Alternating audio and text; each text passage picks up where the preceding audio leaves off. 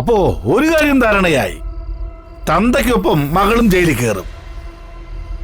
ഇതിനെ പഴയ നാടൻ ഭാഷയിൽ ഒരു ചൊല്ലുണ്ട്, 10 ഗുണം 10 ഗുണം. ഇവിടെ അത് സത്യമായി തീർന്നു. കൊലപാതകയുടെ മകൾ കൊലയാളിയായി. എന്തായാലും പാരമ്പര്യം കാത്തു. നിന്നെ ഈ കൊട്ടാരത്തിലെ മഹാറാണിയാക്കും. നീലിമ മഹാറാണി.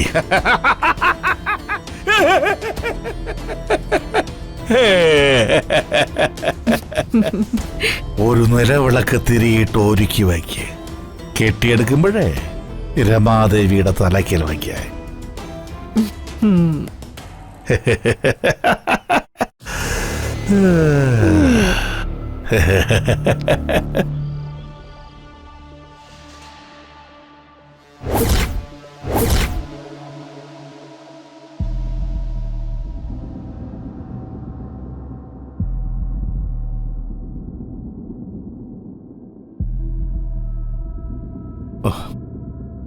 അങ്ങനെ ആ പ്രശ്നം സോൾവ് ആയി. എന്ത് പ്രശ്നം ഒഴിവായെന്ന്? രമാദേവിയുടെ കേസ് തൽക്കാലം പോലീസിൽ അറിയിക്കേണ്ടെന്ന ധാരണയിലായി.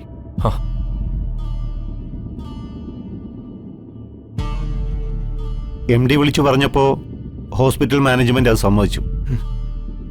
അപ്പോ കുറ്റവാളിയെ രക്ഷപ്പെടുത്താൻ തന്നെ തീരുമാനിച്ചല്ലേ? കുറ്റവും ശിക്ഷയൊന്നും അല്ല ഇവിടുത്തെ വിഷയം. രമാദേവിയുടെ മനസ്സിന് വിഷമം ഉണ്ടാക്കുന്ന ഒരു കാര്യത്തിനും ഞാൻ അനുവാദം നൽകില്ല. അവളുടെ ആരോഗ്യം ശരിയാവട്ടെ. അതിനുശേഷം നമുക്ക് ഡിസ്കസ് ചെയ്ത് കാര്യങ്ങളൊക്കെ തീരുമാനിക്കാം. കഷ്ടം. അമ്മയെ കൊല്ലാൻ നോക്കിയ ആളെ സ്വന്തം വീട്ടിൽ തന്നെ വീണ്ടും പൊറുപ്പിക്കാൻ തീരുമാനിച്ചല്ലേ? ഇത് വളരെ നാണക്കേടായിപ്പോയി. നമുക്ക് വീട്ടിൽ പോയി കാര്യങ്ങളെല്ലാം സംസാരിച്ച് തീരുമാനിക്കാം. നീ ഒന്ന് വായടച്ചിരിക്കടാ, ഇല്ലെങ്കിലേ നേരത്തെ കിട്ടിയ പോലെ വീണ്ടും കിട്ടും നിനക്ക്.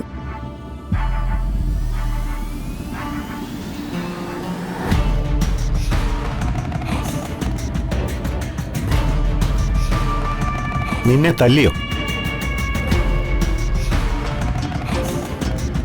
ആരാ നിന്നെ തല്ലിയത്? ഞാനാ. എന്തിന്? മഹി എന്നെ അപമാനിച്ച് സംസാരിച്ചു. എന്നെ പറ്റി മോശമായിട്ട് ആര് സംസാരിച്ചാലും അർജുൻ സാർ അത് കേട്ട് ക്ഷമിച്ച് നിൽക്കില്ല. അതുകൊണ്ട് അവനൊന്ന് കൊടുത്തു. അച്ഛാ, അത് പിന്നെ മഹി, നീ വേഗം ചിന്നുവിനെ വിളിച്ചോണ്ട് വീട്ടിലേക്ക് പോ. ഇവളിവിടെ നിന്നാ ഇനിയും പ്രശ്നം ഉണ്ടാവും. ആശുപത്രിയിൽ ബഹളം ഉണ്ടാക്കരുതെന്ന് പറഞ്ഞാൽ ചിലർക്ക് മനസ്സിലാവത്തില്ല. നിങ്ങൾ ഇവിടെ കിടന്ന് എല്ലാരും കൂടെ ഷോ കാണിച്ചാ അതിന്റെ നാണക്കേട് എനിക്കാം. മഹി, ഇവളെ വിളിച്ചോണ്ട് വേഗം പോ.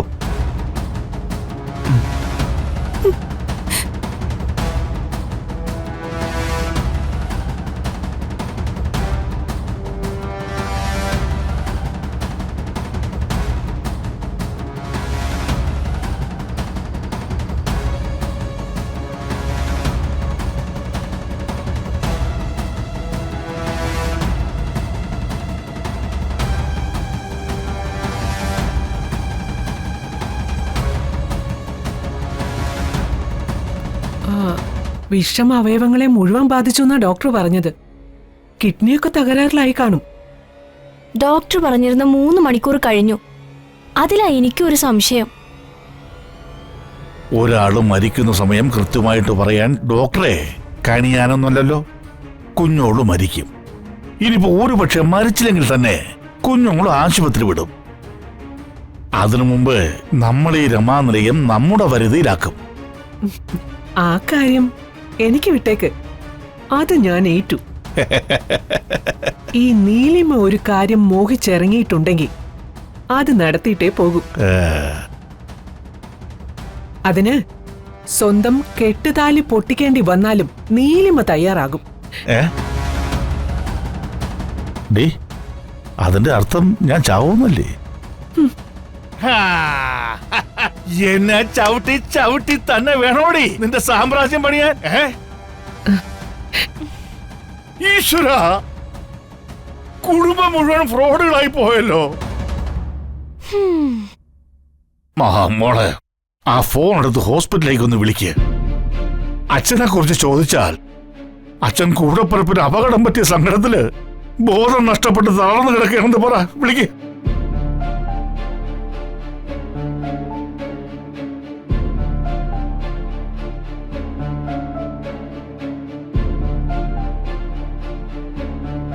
ബിസിയാ?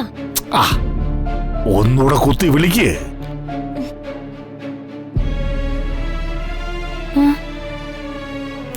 ശ്ശേ.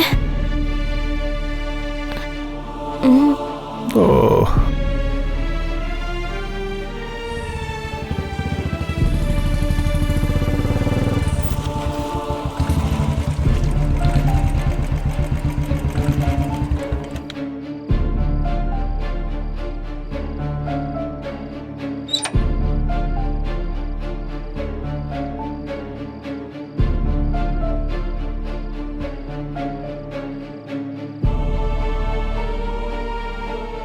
നിക്ക്. എങ്ങോട്ടാ തുള്ളിച്ചാടി? ഇതേ ശത്രുവൊന്നുമല്ല, രമാനിലയോ. നീ കൊല്ലാൻ വിഷം കൊടുത്തിട്ട് കുഞ്ഞുങ്ങളുടെ വീട്. ചിന്നു, നീ അകത്തേക്ക് പോവാൻ നോക്ക്.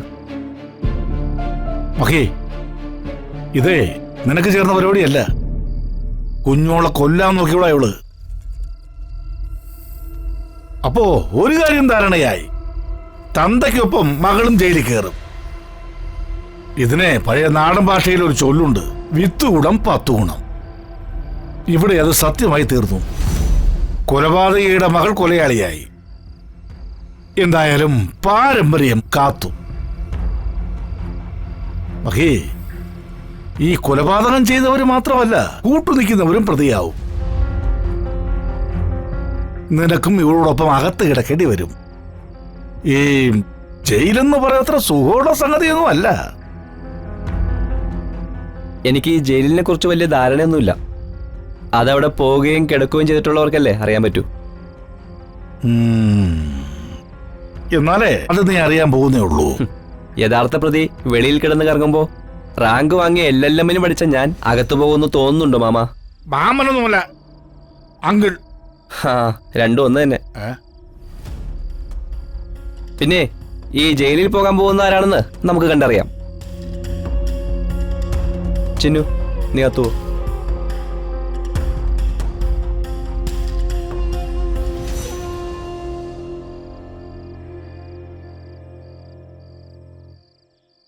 ഇത്രയും സ്നേഹവും കാര്യങ്ങളൊക്കെ ഉള്ള അങ്കിള് അമ്മ ആശുപത്രിയിലായതിനു ശേഷം ഒന്ന് തിരിഞ്ഞു പോലും നോക്കാത്തത് തന്നെ സംശയത്തിന് വക നൽകുന്നുണ്ട്.